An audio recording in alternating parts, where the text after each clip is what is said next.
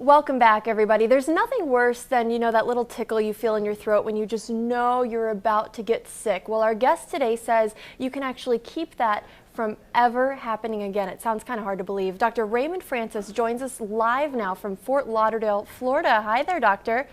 Hey, how are you? Good, good. I'm so glad we could make this work out. So you have this book that's called Never Be Sick Again, and that sounds amazing, but it's hard to believe. Well, it may be hard to believe because we don't experience that, but it's true. And the thing is this, here's what people need to know. The technology exists to not be sick. The information we already have is sufficient to prevent and reverse this epidemic of chronic disease that we have in America. And as you pointed out, you don't even have to have a cold. And I can tell you that I have had, in the past 26 years, I've had one cold, and I have a very good excuse for that one cold. So I'm 75 years old. I am in perfect health. I don't take any medications whatsoever. I have boundless energy. I have a clear mind. I don't have an ache or a pain in my body. I'm living proof that you can be healthy and you don't need to be sick. Now, I think I've kind of started to take it for granted that I'm going to get one cold every year, and I plan ahead for that, and I think a lot of people live like that. I can't imagine a life where you never even get a cold. So what are you doing? Well, I have to tell you, at age 48, I almost died. My death was a medical certainty, and I had to use my own knowledge of biochemistry to save my life and then to restore my health. And that's what got me interested. Almost dying really caught my interest. What I do, I changed my diet. I changed my lifestyle. I've learned how to eat good food. I take very high quality supplements. In fact, I now make my own supplements and sell them, very, very high quality. I get regular exercise. I meditate on a regular basis. So in short, I changed my diet. I change my lifestyle, and I take very high quality supplements, and that's why I'm so healthy. So what are some changes that all of us can take? Because not everyone is able to, make their own supplements in their home. So what are some simple things that we can do right now to keep ourselves from getting sick again? Okay, well, simple things. If you want to do one thing and only one thing, get off of sugar. Sugar is a deadly metabolic poison. And if you look at it from a biochemical standpoint as to what happens to you when you eat sugar, I wish I had a blackboard here right now, and I could fill a whole wall with what happens when you eat just 1 teaspoon of sugar. Now, what about the sugar in, say, like fruit or apple juice or something like that? Well, apple juice, no, but fruit. If you eat a piece of fruit, that's okay. Okay. A fruit juice is not okay because you get too much bioavailable sugar and you get a sugar spike in your blood. But when you get a sugar, you can eat 1 teaspoon of sugar. Within 2 hours, your immunity will be reduced by 50%. And then people say, oh, I caught a cold. No, you didn't. You reduced your immunity and you then made yourself susceptible to an infection. So that's why I don't get colds. I don't get infections because I keep my immunity strong. I don't eat sugar. All because of sugar. So that bag of jelly beans we've been passing around here in the newsroom ever since Easter, that's something that's hurting us. Bad idea. Bad idea. Yeah, you don't want to do that. Sugar, as I say, is a deadly metabolic poison. And what I mean by that is that it screws up all of your biochemistry. Just 1 or 2 teaspoons of sugar will throw your normal biochemistry into chaos for a period of 6 to 8 hours. And that's not very much sugar. It doesn't sound like a lot. Sugar. One cola drink has about 10 to 12 teaspoons. So you eat 1 to 2 teaspoons, your body is going to be in biochemical chaos for 6 to 8 hours. Now, health is when all of your biochemistry is balanced and all your chemistry is working right. When you eat sugar, you throw that balance out for 6 to 8 hours. So if you eat sugar in the morning, put some sugar in your coffee or have a breakfast cereal with a contained sugar, and then have more sugar at lunch and more sugar in the evening, guess what? Your body is going to be in biochemical chaos 24 hours a day. So And what's a good amount then to get on a daily basis? none, None. none, yeah. Uh, I'm in Sugar trouble. should be outlawed. Basically should be outlawed. We should not, and here we allow children, we don't allow children to smoke cigarettes. We don't allow children to drink alcohol, but we allow them to buy sugar and eat sugar. Sugar is far more dangerous than alcohol or cigarettes.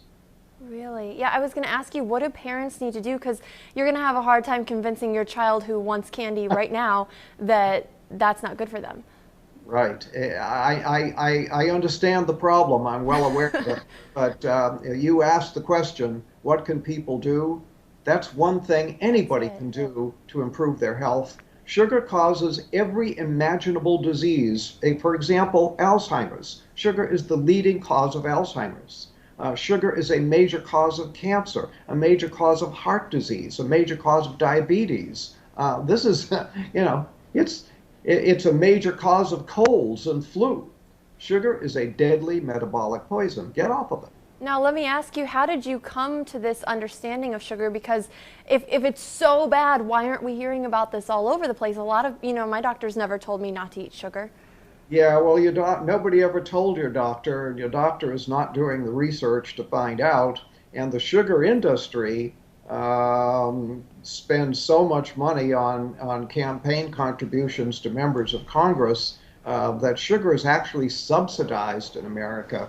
It should be outlawed, and it's subsidized. Wow, and it's hard to convince people not to eat it because it tastes so good. That's why we all love it, Now, It does taste good. I want to ask you, how does this all apply to allergies? I'm actually fighting some allergies right now. I don't know if you can tell, but I feel a little bit sick on a daily basis, and it's because of allergies, not a cold. Can you affect allergies this way as well? Absolutely. Sugar screws up all of your biochemistry. Health is when all of your biochemistry is running smoothly.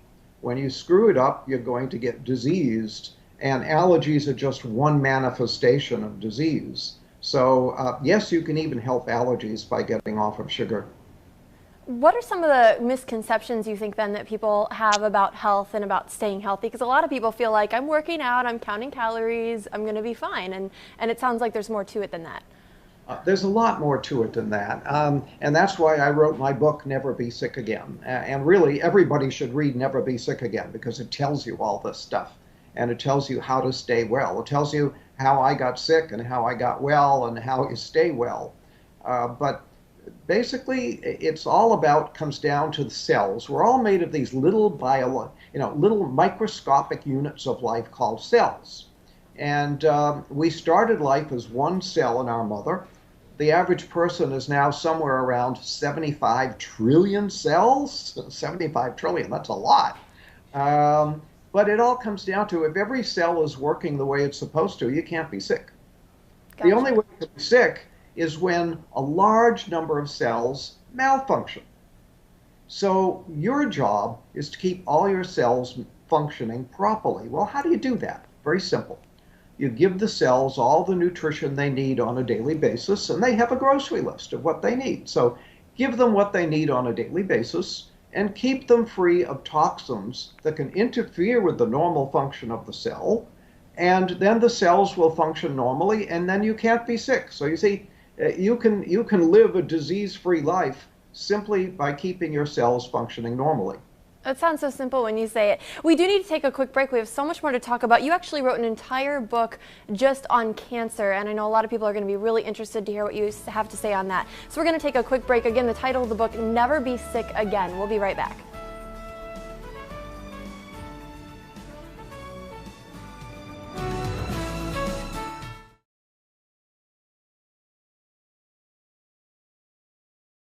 Welcome back. Again, we've been talking with Dr. Raymond Francis all about his theories on how to never get sick again. And he's been telling us all about sugar. And Doctor, you said sugar is really the key thing that people need to cut out, right? Absolutely. Absolutely. So you also wrote a book entirely about cancer. And this one is really interesting because, you know, I've had friends and loved ones who've gone through cancer, and you feel really helpless when it's happening. Yes. Yeah. You feel like a victim, and it's like it fell out of the sky and hit you over the head. Cancer is our most feared disease. People are more afraid of cancer than anything. Well, yeah, It's because it seems like it comes out of nowhere and it feels like you can't control it and it just targets somebody at random. It's scary. scary, absolutely frightening, and that's our most expensive disease. And yet we know how to prevent cancer, and we know how to cure cancer, and it's fairly simple to do. We're just not telling anybody about it. How to cure cancer? Because I thought everyone's, you know, there's always like a race for the cure and fight for the cure, and that's what we're trying to find. So what do you mean we can cure it? Yeah, well, all the research has been mostly wasted because it doesn't really get at how to cure cancer. Most of the research dollars go to how to measure cancer and how to treat cancer, but not how to cure it or how to prevent it. And again, the technology, the knowledge to prevent and cure cancer already exists. All we have to do is teach it to people, put it to use, and that's why I wrote a whole book on it. My book, Never Fear Cancer Again, because you don't need to fear cancer. Never fear cancer again because we know how to prevent it, we know how to cure it. All we need to do is teach people how to do it. So what is the cure? Well, we talked about, you know, in the first segment about cells, how about the body is made of these little microscopic units of cells. You cannot be sick unless cells malfunction. Well, when cells malfunction in a certain way, we get what we call cancer. Well, what is that certain way? That certain way is that the cell is no longer metabolizing oxygen properly. So there is a deficiency of oxygen metabolism in the cell. When that happens, the cell turns into a cancer cell. So your job is to make sure that all of your cells are getting adequate amounts of oxygen and processing that oxygen properly. And then if you have cancer, you have to again make sure that the cells are getting and processing oxygen, and then the cancer simply goes away and disappears. I mean, we have people who read my books with stage 4 cancer, people who were sent home to die. They're told by their doctor, there's nothing more we can do for you. Go home, call hospice, die. They read the book, they cure their cancer, and it's all gone. It's so simple to do. So how do you make sure that your cells are getting enough oxygen? Because I can't tell. I mean, my cells look fine to me. I don't know. Yeah, well, they do look fine. Well, one thing you can do is to stop eating sugar. In fact, you have to stop eating sugar, especially if you have cancer. Cancer cells eat only one food, and that's sugar. Really? Oh, yeah. Oh, I And had they no eat idea. a tremendous amount of sugar. So if you eat sugar, you're feeding the cancer. So if you have cancer, you have to be off of all sugar. And if you want to prevent cancer, be off of all sugar. Sugar causes cancer in many different ways. For example, we talked about the fact that sugar lowers your immunity, damages your immunity. Well, your immune system is your #1 defense against cancer. So if every day you're constantly lowering your immunity because you're eating sugar, you're going to make yourself more susceptible to cancer. Then if you do have a cancer cell in your body, the cancer cell needs a lot of sugar. So if you're eating a lot of sugar, you're feeding the cancer cell, helping it to grow. Then if you're eating a lot of sugar, what happens is the body declares an emergency. When you increase the sugar content of the blood, the body declares an emergency and shoots a lot of insulin into the blood. The insulin tells the cells to suck up sugar. So the cells do that. They go and they take all the sugar up, but now the cell has too much sugar. And what the cell does is it produces a saturated fat out of the sugar, and then it puts the fat into the cell membrane. Well, when you put the fat into the cell membrane, you damage the ability of oxygen to get into the cell. So when you eat sugar, you damage your cell membranes, you lower the amount of oxygen that can get into the cell, and now you may be creating cancer because you're creating an oxygen deficiency in the cell. Now we want to reiterate too, Doctor, what you mentioned in our first segment, which is that natural sugar is better, right? If you go for fruits, is that still okay to be eating fruit? Because we've all heard fruit is so healthy. Fruit is healthy. Fruit juice is not healthy because now you're getting too much bioavailable sugar too fast. But eating fruit is very healthy. There's nothing wrong with that. For example, I'll tell people with cancer to drink a lot of carrot juice, for example, and say, well, don't carrots contain sugar? Well, yeah, there's some sugar in the carrots, but the carrot juice is very, very healthy. So something like V8 might be a good choice. No, not a good choice because you're basically dealing with a lot of vegetables that are probably are very moldy and very old and just not healthy. So you're taking a lot of unhealthy stuff and making an unhealthy drink out of it. Wow. I thought V8 was the healthiest drink you could go to. Now, we only have a couple minutes left, but we want to talk about your other book, which is actually dealing entirely with weight loss. And this is something else you say, that people can lose weight for good and not do it through dieting, right? Absolutely. You shouldn't diet. Dieting is very bad for you. Especially yo-yo dieting, lowers your immunity and can actually damage your heart, do a lot of problems. So what you want to do is lose weight. Well, the simple way to do that is to stop eating sugar. I'm starting to sense a theme here with the sugar.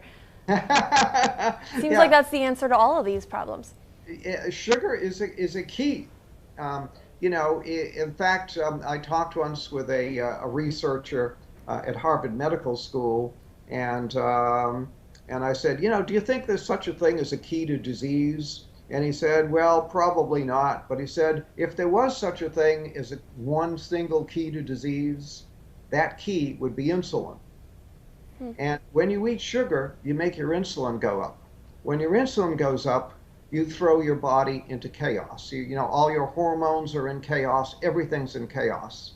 So sugar is very key, and not eating sugar is very key to making yourself healthy. And when you eat sugar, you make your insulin go up. Well, when you make your insulin go up, what happens is that gives a signal to the cells to not get rid of any fat. In fact, it tells cells to store fat.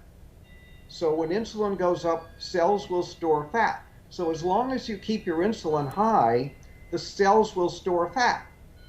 So you can't lose weight that way. The only way to lose weight is to stop telling the cells to store fat, because the body manages this. The body manages everything. It manages your blood pressure, manages your temperature, manages your blood sugar. The body manages everything. It manages the amount of fat in your body as well. But it has a switch that controls it. It's like a thermostat. When you have too little fat, it'll say store fat. When you have too much fat, it'll say burn fat. So burn fat, store fat. You keep the fat in the body normal. When you eat sugar, you make the insulin go up. The insulin turns on a switch that says store fat. Gotcha. And as long as that switch is in the on position, I have people that come to me and they say, I eat like a bird and I'm still gaining weight. But they're eating the wrong things, maybe. That's right. That switch that says store fat is still on. So even though they're not eating many calories, they're still storing fat. Gotcha. I wish we could sit here and talk about this all day. Unfortunately, we are out of time. But if you're interested in any of these books, just check out the website. The title of the main book that we're talking about is Never Be Sick Again. And give us the website real quick, Doctor. It's beyondhealth.com. Beyondhealth.com. And we'll have that for you again.